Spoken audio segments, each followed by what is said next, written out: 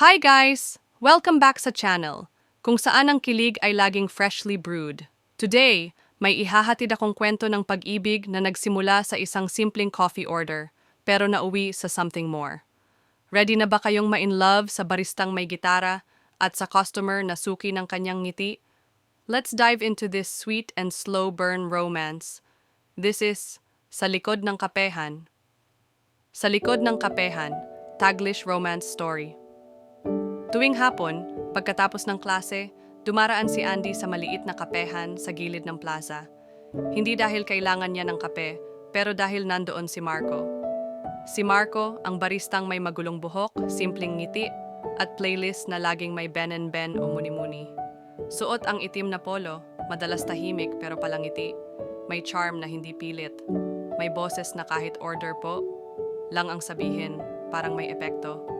Una silang nagkita 2 buwan na ang nakalipas, noong biglang umulan at napilitan si Andy na pumasok doon para makasilong.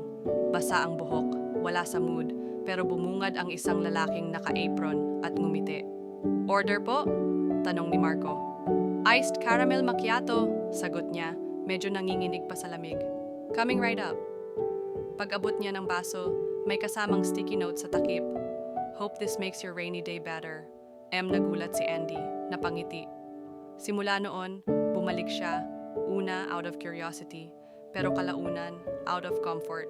Tuwing Biyernes, 4:30 ng hapon, andun na siya.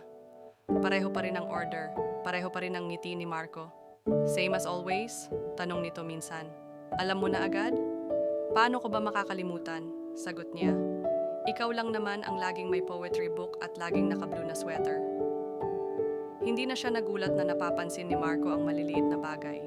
Minsan, binibigyan siya nito ng libreng cookie, minsan ng code sa resibo. Paborito niya yung isang beses na nakasulat. Minsan sapat na ang presensya para gumaan ang araw ng iba. Galing mo ha? Sabi ni Andy. Trip ko lang. Sa likod ng resibo ako nagsusulat minsan. Pag wala masyadong tao. Barista/poet? Barista/hopeless romantic, sabay kindat. Kinilig si Andy kahit ayaw niyang ipahalata. Pero mas lalo siyang bumalik-balik. Habang tumatagal, hindi lang kilig ang nararamdaman niya. Napapansin niya kung paano mas gumagaan ang linggo niya basta alam niyang may Friday coffee sa dulo. Parang reward sa isang mahabang linggo. Pero ang pinaka-reward ay yung mga tingin ni Marco na parang siya lang ang customer sa buong mundo. Minsan, nakatambay siya roon ng mas matagal kaysa dati. Hindi para magbasa, kundi para makinig lang sa boses ni Marco habang kinakausap ang ibang tao.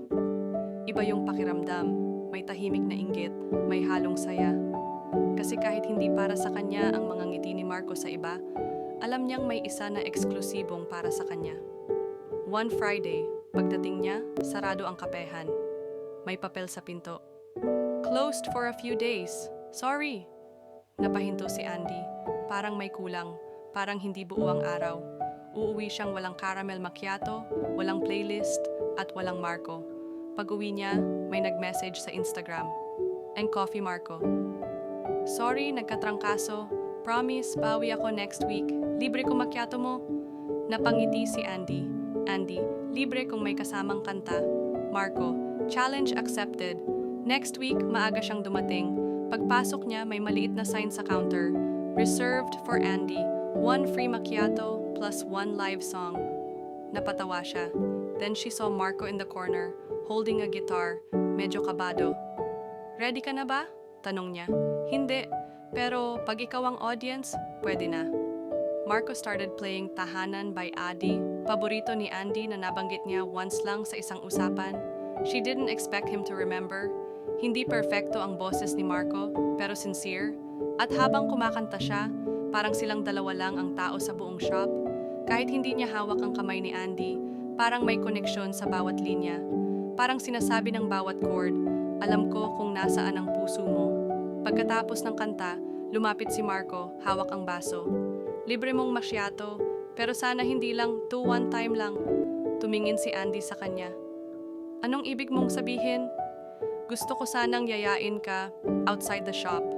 Like dinner, movie, bookstore. Tumingin siya kay Marco sa ngumiti. Ang dami mong sinabi. Pwede naman akong sumagot agad ng yes. Namula si Marco. Totoo? Tara, pero ikaw pa rin manlilibre. Sige, basta ako pa rin ang barista ng puso mo. Thanks for listening, mga kakilig.